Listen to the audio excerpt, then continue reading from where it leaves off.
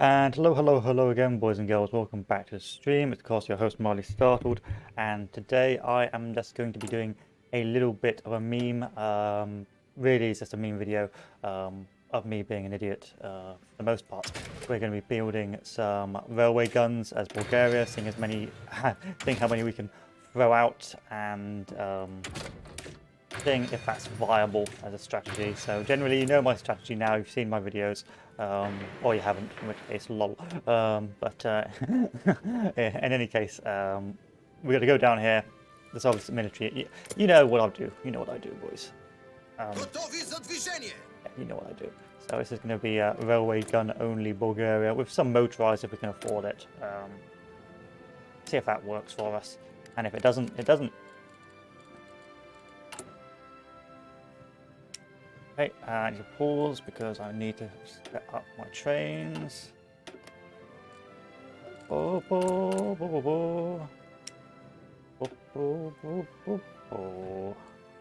Yeah, and then I need to do some politics.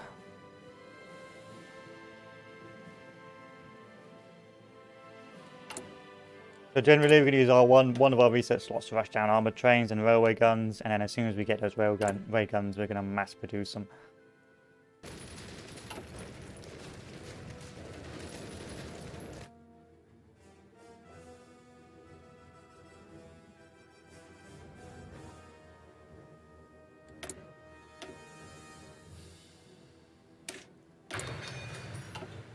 Okay, boys, it is now October 1939. I thought I'd just show off how far I'd progressed in the build.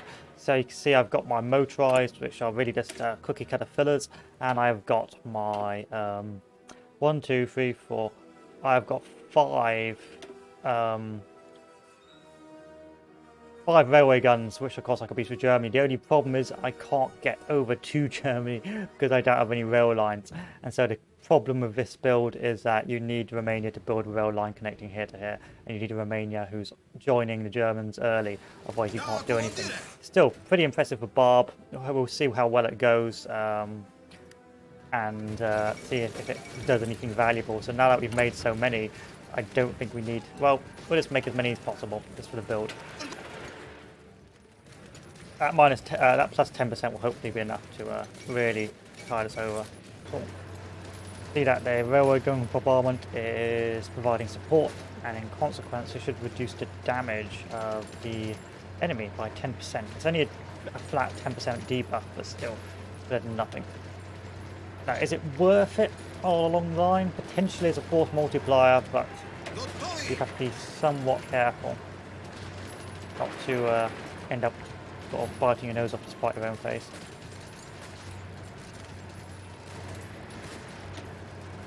I mean, it will definitely help the German tanks and so on, but it'll be a case of whether or not your own units would have been an improvement over just building armoured trains.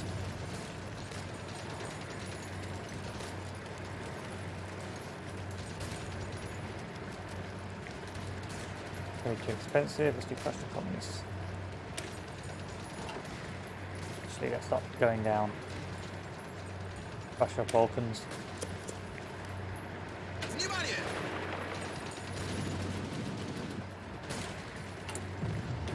Will I blitz yet? No.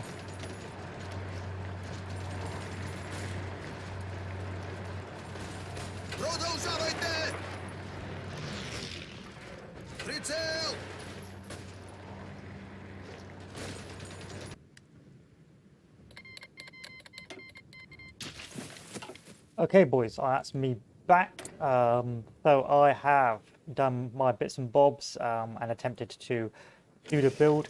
So effectively, if you just take a look, one moment, let me just deploy my units, and then I will show you what is going on. So this is a bit of a late build. I got a bit lazy on building units towards the end, but generally, being a armored, well, not armored tank, a railgun build is very easy to do. In fact, it's probably too easy. So you can see here I've got 5, 10, 16 railguns, of which are only created by going down 2 production lines. I in fact had more, but some of my railguns got bugged out and were lost when I was trying to get through Romania. So points I've noted is that the flat 10% buff is nice, but probably shouldn't be at the expense of building good units. I've also noted that although it'll be good for tanks, it's very micromanagey because you cannot expeditionary force this or land lease these railguns to Germany, so you'll be microing all this yourself, meaning that you've got to make a choice between do you micro loads of troops or do you micro your railguns and have very few troops. What I've done instead is I've put 4 motorized on each part of the line, and therefore when they go to fight, hopefully it will mean that my motorized do the damage and they can well, the railguns will follow the motorized and do it that way.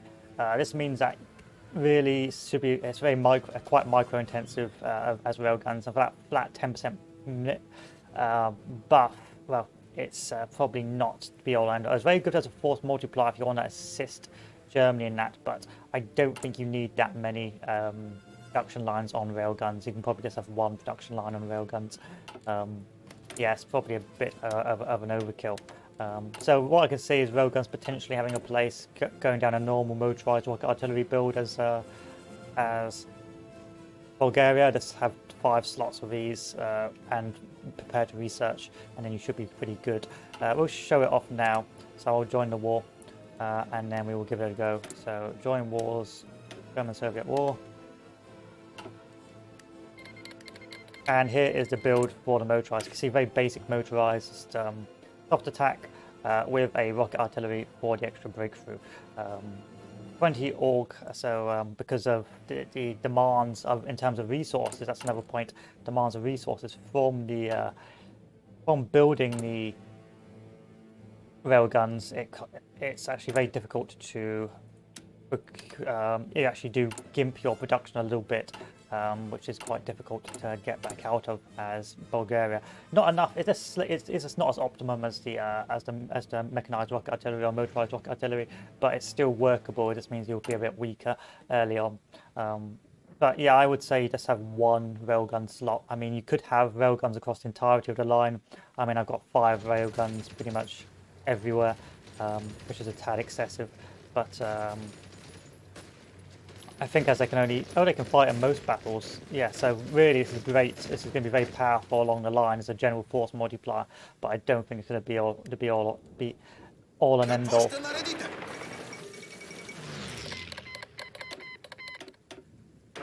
And now I should have the motherland front kicking in. I guess I don't.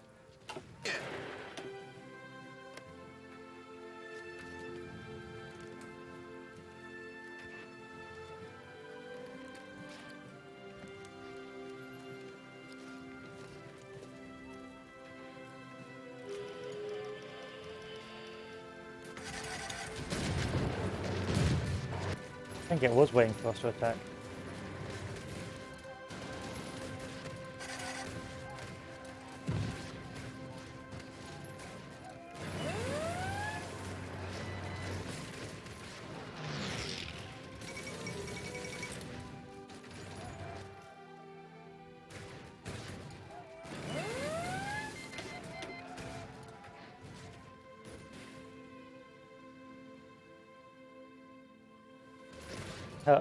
Lot.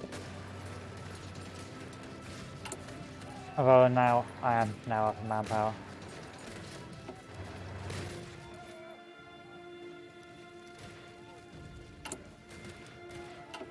Which means I will have to do some changes to my units.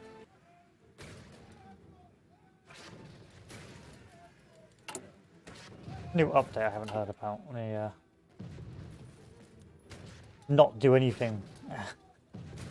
Update.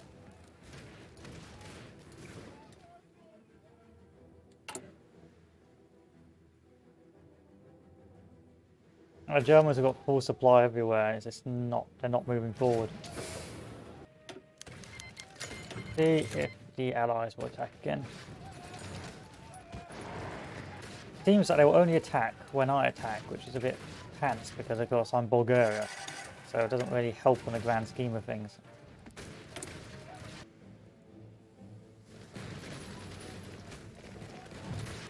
You've got full like supply in your armies.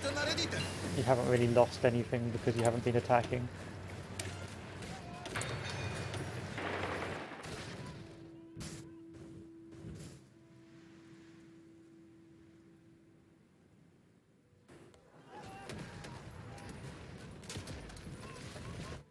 Is that Moscow taken? It's almost taken.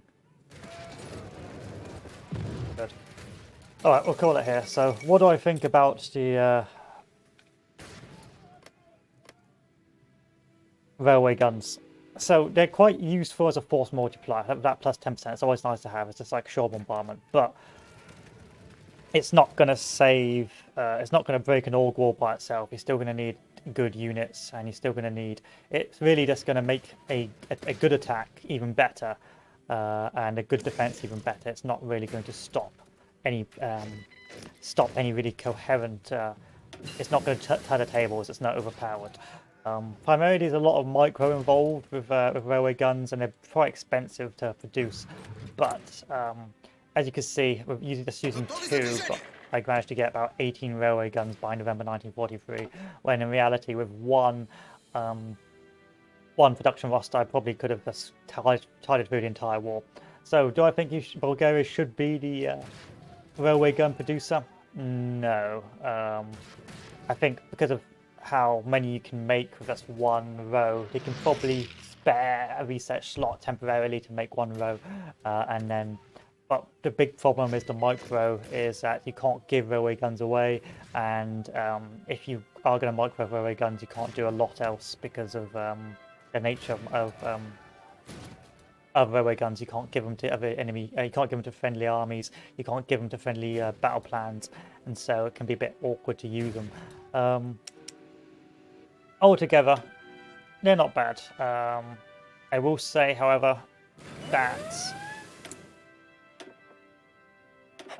It is quite detrimental. It is quite finicky to micro, especially on the east, in Russia. Altogether, pretty good at breaking. Like, it'll be pretty good at breaking a standard line in that, but don't have a dedicated guy making railway guns. It's just a bit pants. It's better to have a better, more effective unit division that can just rather than a minus 10% debuff to all units, simply because you can concentrate your forces and it gives you more mobility, whereas with your railway guns, it's limited mobility, limited extent of your impact. Like, you won't be encircling, you won't be halting any advances. It's just purely for convenience. Now, I could keep playing this, but it's a pretty bad build, and in single player it seems like the German AI will not attack unless I